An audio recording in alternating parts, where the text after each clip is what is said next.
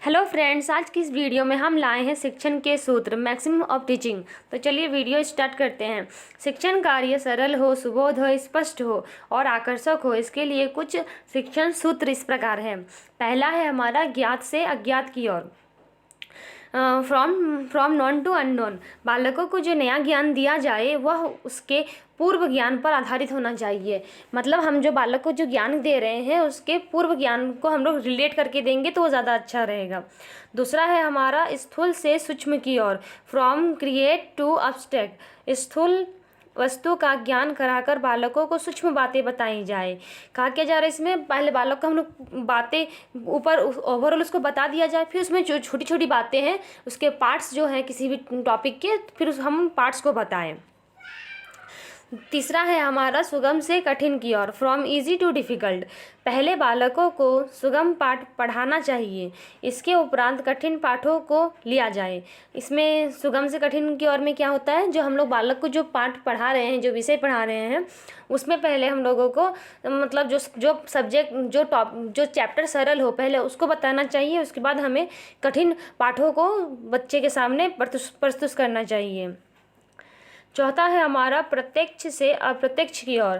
From direct to indirect और scene to unseen.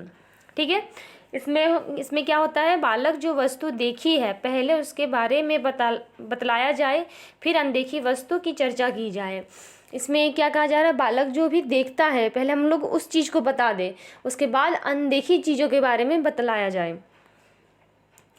पहले हमारा पांचवा है विशेष से सामान्य की ओर। From specific to general. पहले छात्रों के सामने विशिष्ट उदाहरण रखे जाएं, फिर नियम निकलवाए जाएं। पहले हमें क्या करना चाहिए, बालक को किसी भी चैप्टर को जो हम लोग पढ़ा रहे हैं पहले उसका उदाहरण उन्हें बच्चों को देना चाहिए। जब हम लोग बालक को उदाहरण देते हैं तो वो ज़्यादा अच्छे से नियम को समझ पाता है, इसलिए पहले उदाहरण रखे जाए फिर उसके नियम को बतलाया जाए। छठा है हमारा अनिश्चित से निश्चित की ओर। From indefinite to definite. बालक का ज्ञान अनिश्चित और स्पष्ट होता है। बालक का जो पहले ज्ञान होता है वो अनिश्चित होता है और अस्पष्ट होता है। अध्यापक द्वारा स्पष्ट कर निश्चित दिशा देनी चाहिए। उदाहरण स्वरूप किसी भौगोलिक प्रदेश या ऐतिहासिक घटना के संबंध में बालक का ज्ञान अस्पष्ट होता है। अध्यापक उसे संबंधित विभिन्न बातें बतलाकर उसके ज्ञान को निश्चित दिशा दे। जब बच्चे को हम लोग पढ़ाते हैं तब उसका जो ज्ञान होता है वो अनिश्चित होता है और अस्पष्ट होता है। उसे किसी भी बात का मतलब स्पष्टीकरण नहीं रहता है उसके अंदर। तो टीचर को क्या होता है, जब वो किसी एरिया के बारे में बता रहे हैं, किसी क्षेत्र के बारे में बता रहे हैं, तो उसके अंदर जो अस्पष्टता है उसे हम लोग स्पष्ट रूप से बताकर बालक को वो चीज़ अच्छे से क्लियर करा दें।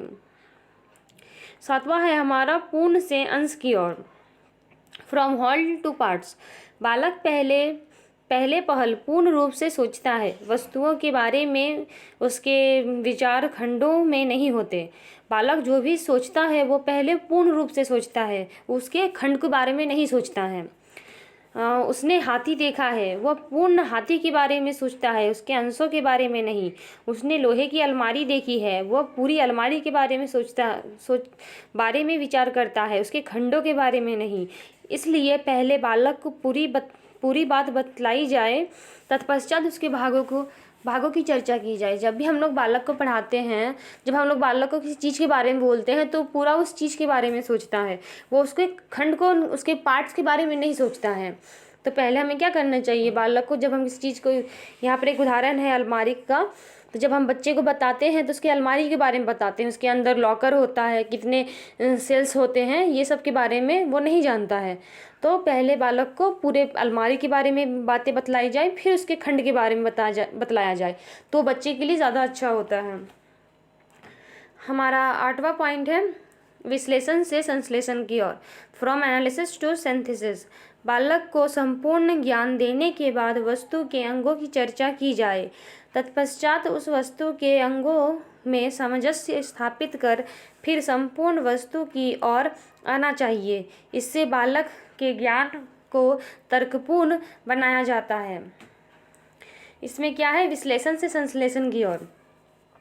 जब हम लोग बालक को कोई चीज़, कोई ज्ञान देते हैं, जब उसे उसके बारे में जब हम लोग पूरी तरह से उस टॉपिक के बारे में पूरी तरह से बच्चे को बतलाया जाता है, फिर उसके जो अंग होते हैं, जो उसके पार्ट्स होते हैं, उनके बीच रिलेशन स्थापित करके उसे बच्चों को पूर्ण रूप से समझाना चाहिए।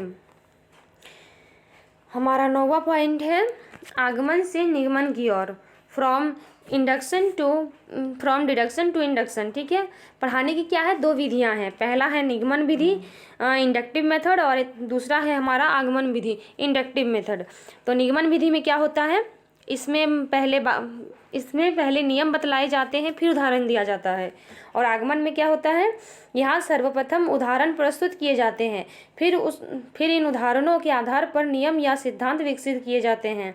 इन दोनों विधियों में आगमन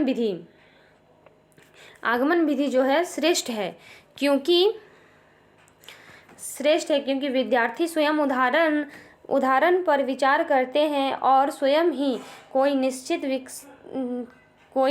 नियम विकसित करते हैं। इस विधि से बालक मानसिक रूप से सक्रिय रहते हैं और उनकी सीखने की क्रिया अधिक प्रभावयुक्त हो जाती है। देखिए, हम लोग का जो बच्चे को जो ज्ञान दिया जा रहा है, उस पढ़ाने की 2 विधि होगी, एक निगमन विधि और एक आगमन विधि। निगमन विधि में पहले उदाहरण दिया जाता है, और निगमन विधि में पहले नियम बतलाए जाते हैं, फिर उदाहरण दिया जाता है। और आगमन विधि में पहले उदाहरण प्रस्तुत किया जाता है, फिर नियम बताया जाता है।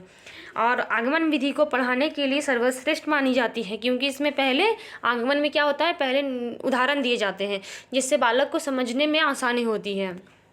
तो चलिए, ये रहा हमारा शिक्षण के सूत्र। ये आप लोग के एग्ज़ाम में आ सकता है, इसकी प्रिपरेशन आप लोग कर सकते हैं। Okay, thank you.